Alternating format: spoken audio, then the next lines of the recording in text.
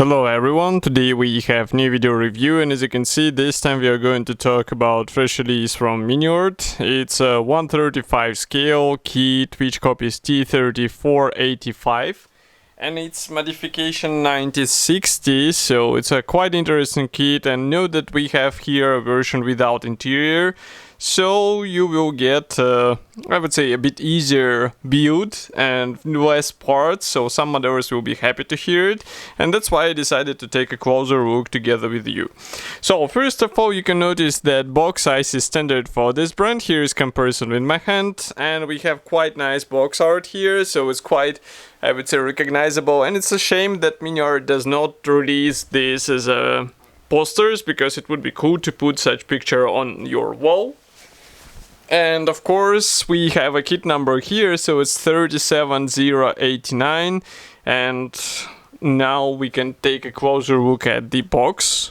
Here on the side you can see some information for the safety advices.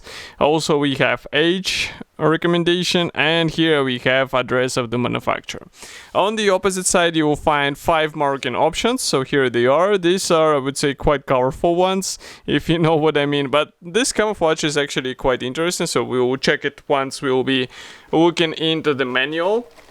And the box itself is a top opening box, so just give me a second to remove this top lid, and here is what we have inside. So all frames are packed into this one plastic bag. We also have here the small envelope with some PE parts, I guess, so it will be interesting to check them as well.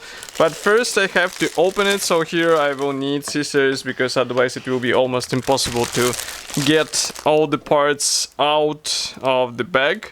So just give me a second and we will take a closer look together. As usual, I can see that plastic bags are sealed together because they are using the heat seal here. That's why the plastic bags get, let's say, connected together, and that's why it's a bit tricky to open all this stuff. So just give me a second to somehow take all this stuff out. Okay, 1, 2. So there are 2 plastic bags in this one plastic bag, and now I just need to open another one. And we start with this gray plastic sprue. So here you can see hull parts, and note that this is a top hull section which is molded as a single piece part. We also have sidewalls, and everything looks fine. Maybe if I zoom in, you can see that here we have I would say some pre-molded guiding elements. We also have nice imitation of the welding seams, and the same applies to the slower parts, so manufacturer did not skip on them, and that's really cool because some modders might want to play a bit with weathering in this area, so it will be a good thing to do. And here inside you can see, let me just remove the dust.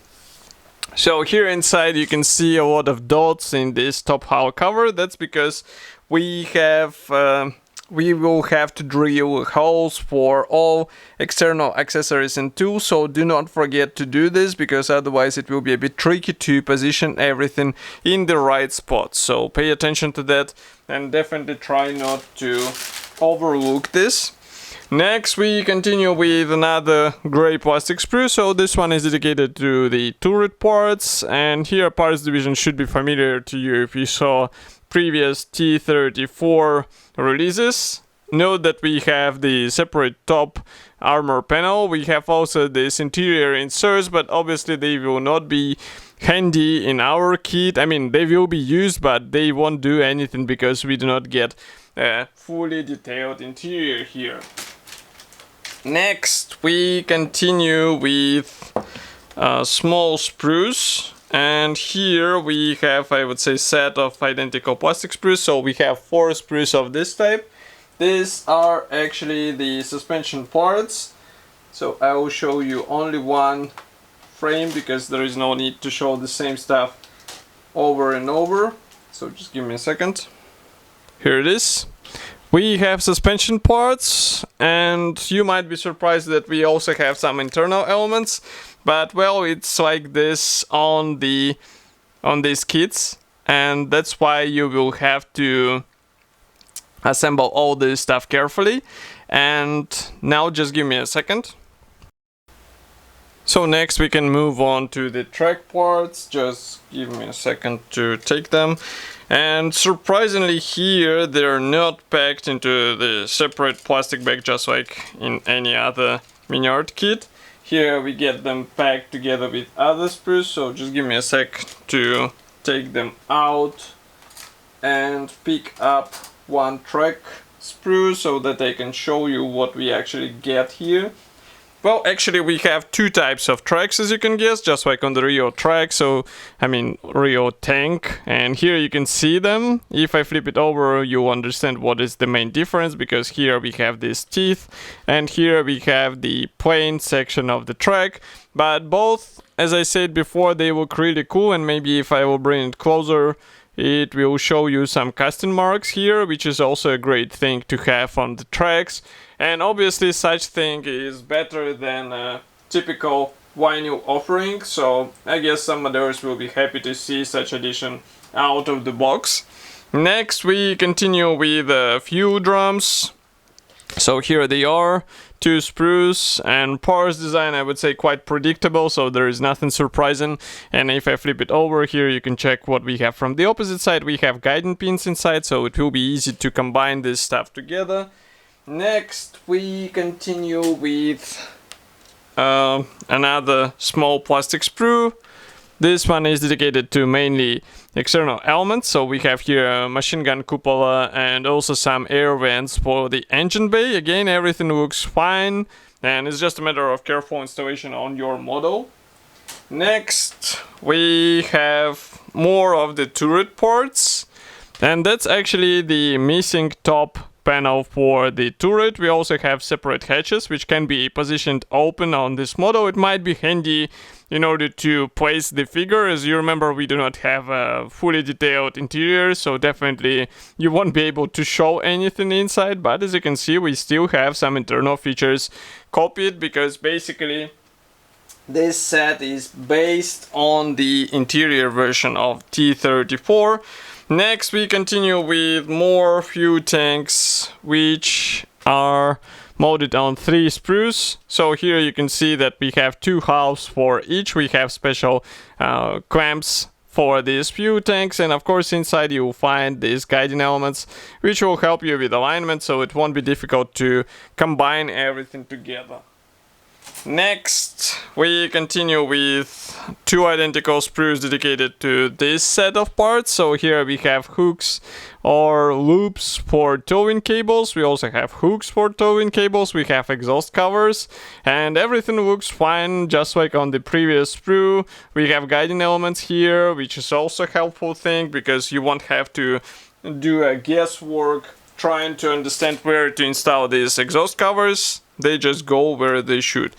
Next we continue with 2 identical sprues again. Here we have mix of various external elements, even some Pioneer tools, and I can see handles, these railings.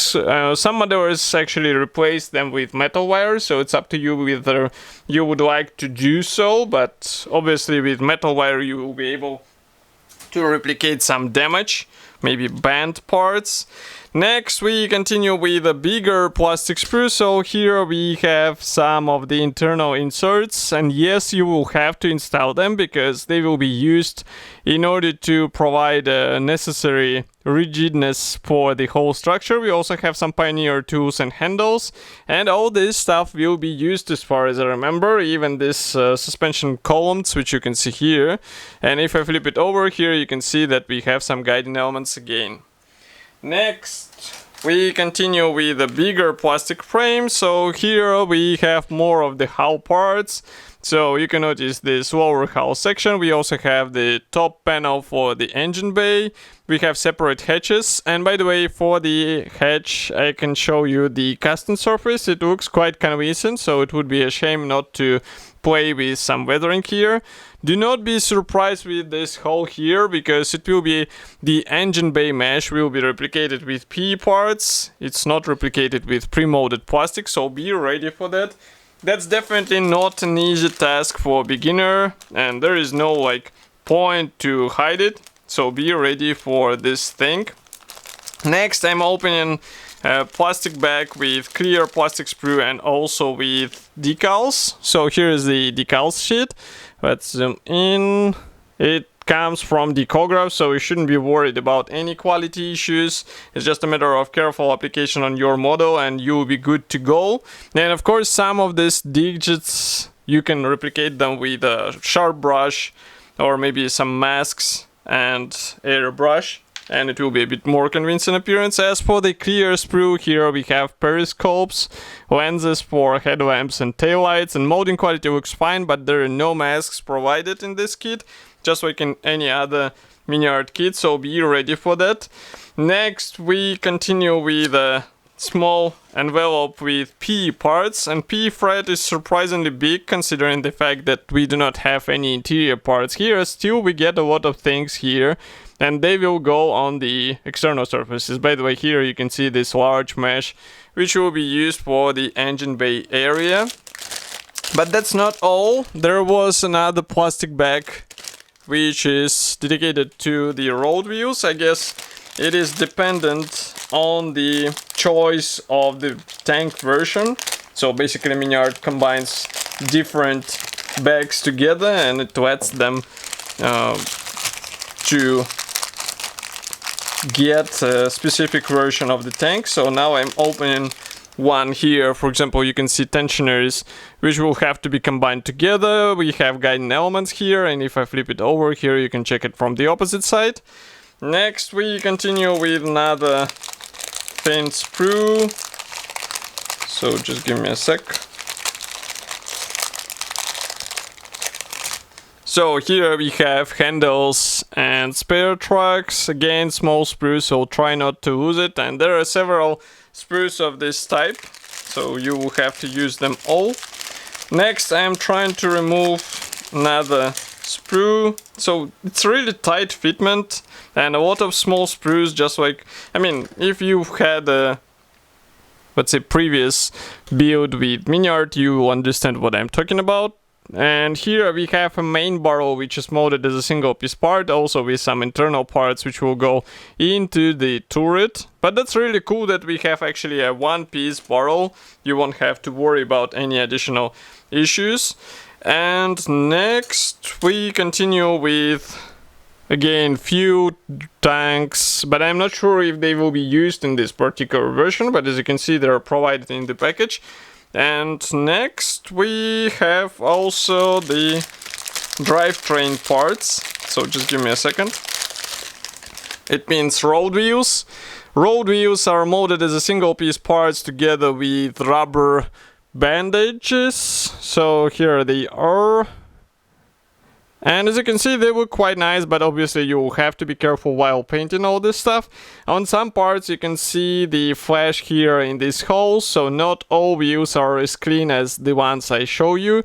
And it will be easy to clean them, but just do not forget to clean them, because otherwise it will look weird to see a tank with such, let's say, modification. Next we continue with the assembly manual, so I will close the lenses a bit, zoom out, and here we have a typical Miniart brochure with short list of the features on the cover. Next we continue with a marking guide, so here we have two marking options for tanks, and these are full green colored tanks, so that's why we don't need a top view for this tank. And here we continue with the parts map. As usual, Miniart does not show which parts are unused, so be careful while working with this stuff. And as you can see, parts count is still impressive. Assembly process starts with the lower hull section, so we assemble various parts for the suspension. And we combine hull panels together for the lower half, Next we continue with the glacis plate, where you have to install the machine gun and also join it together with this top hull cover. Then you install all this stuff on the lower sub-assembly. You continue with an engine bay. Then you assemble all the suspension parts. Here you proceed with the engine bay cover. As you remember, this engine mesh is assembled out of 2 PE parts and you have to bend it slightly, so that will be quite a funny procedure, if we can say so.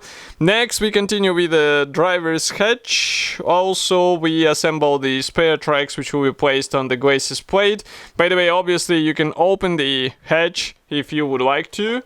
Next, we proceed with fuel tanks, storage boxes, and also these fuel drums, so they are actually used on this version. You assemble road wheels and install them into the place, obviously. I'm just looking what are the next steps. So we continue with fuel tanks, towing cables, road wheels again. And then we assemble tracks, so it's 36 and 36 parts of each type. And here we start working on the turret. Again, from the inside you have to drill some holes, so do not forget about it. Next we continue with separate hatches, and you can open them, as you remember. And here you install the main barrel onto the tank and cover it with this mantled cover. And then you just install the turret into the place. It's 69 steps in total. We have also colors charted in several manufacturer designations. Here's the 3rd and 4th marking option. And next we have the 5th one. So as you can see here, we have even the front and rear view. This is a tank from Yemen, late 2010s. Quite an interesting thing. It will be good to check some reference photos. Maybe there are some shots existing in internet, of course. So this kit should be already available. You can get it in Modelimex webshop. Of course, I will be happy to hear your opinion about such release here in the comment section below. If you like this video, press the like button and subscribe to our YouTube channel. And I will see you in the next video review as usual. Thank you for joining me today, and bye.